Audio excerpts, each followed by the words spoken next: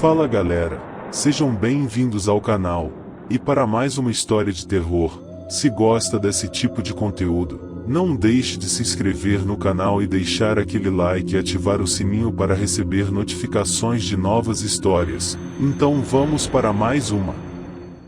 Antes de começar, preciso deixar um aviso. O que você vai ouvir não é uma lenda urbana, nem uma história antiga encontrada na internet. Isso aconteceu comigo. Durante 15 noites, trabalhei sozinho em um lugar que oficialmente não deveria mais existir. Um posto abandonado, fora dos mapas, onde coisas aconteciam apenas quando ninguém estava olhando. Eu não acredito em monstros. Não acreditava. Mas depois do que vi lá, eu aprendi que alguns lugares não precisam estar vivos para observar você. Se você decidir continuar ouvindo, faça isso até o final. Porque sair no meio da história foi exatamente o erro que eu quase cometi. Eu nunca contei essa história para ninguém. Não por medo de não acreditarem, mas porque cada vez que relembro, sinto que algo me observa de novo. Como se lembrar fosse um convite. Se você estiver ouvindo isso à noite, talvez devesse deixar uma luz acesa.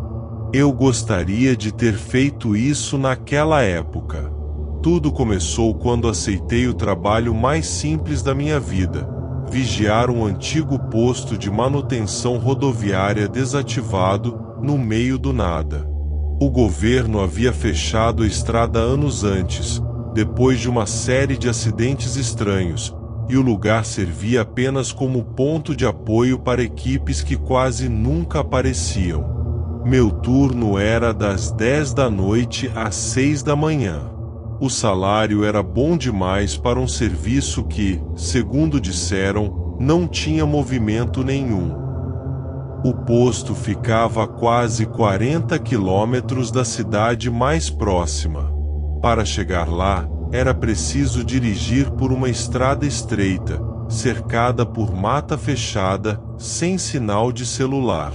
O GPS parava de funcionar sempre no mesmo ponto, e dali em diante eu seguia apenas as placas antigas, enferrujadas, quase ilegíveis. Desde a primeira noite, tive a sensação de que aquele caminho parecia mais longo na volta, como se a estrada se esticasse quando eu tentava ir embora. O prédio era pequeno, de concreto manchado, com janelas altas e sujas demais para ver o exterior. Havia uma garagem, um escritório, um banheiro e uma sala onde ficavam monitores antigos de câmeras externas. Nenhuma delas funcionava. Disseram que os cabos haviam sido roubados anos atrás. Mesmo assim, toda noite, às 3 da manhã, os monitores ligavam sozinhos por alguns segundos, exibindo apenas estática. Na primeira semana, nada aconteceu. Eu lia, ouvia rádio, contava os minutos. Mas algo começou a mudar no 8º dia. Foi quando encontrei o caderno. Ele estava dentro de uma gaveta que eu jurava nunca ter aberto. Um caderno grosso, de capa preta, sem título. As páginas estavam amareladas, e a letra era apressada, tremida, como se quem escrevesse estivesse sempre com medo de não terminar a frase a tempo. A primeira anotação dizia apenas: "Se você encontrou isso, ainda dá tempo." As páginas seguintes eram relatos de turnos noturnos, iguais aos meus. O autor descrevia o silêncio, o tédio, a estrada vazia. Mas aos poucos, o tom mudava. Ele mencionava sons vindos da mata, passos onde não havia ninguém, vozes que chamavam pelo nome dele, mesmo sem nunca terem se apresentado. Meu nome aparecia escrito ali. Não uma vez, várias. Fechei o caderno com força, sentindo um arrepio percorrer minha espinha.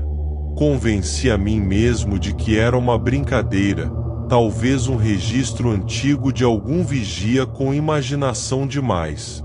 Mas naquela noite, exatamente às 2h47, ouvi 3 batidas na porta da garagem.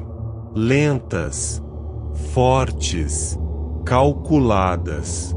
Peguei a lanterna e abri apenas uma fresta. Não havia ninguém. Apenas a estrada vazia, iluminada pela lua, e a mata imóvel. Quando fechei a porta, notei algo no chão, marcas de mãos, como se alguém tivesse se apoiado ali. Mas eram grandes demais. E tinham dedos a mais. A partir daí, tudo piorou rápido.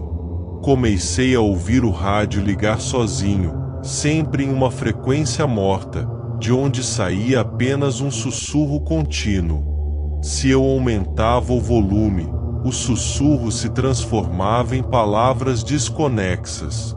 Endereços, horários, datas que ainda não tinham acontecido. Numa madrugada, enquanto eu tentava me distrair lendo o caderno outra vez, ouvi meu próprio passo vindo do corredor. O mesmo ritmo, o mesmo peso. Parei de respirar. O som também parou. Então alguém falou, do outro lado da parede, com a minha voz. Não acende a luz. Ele não gosta.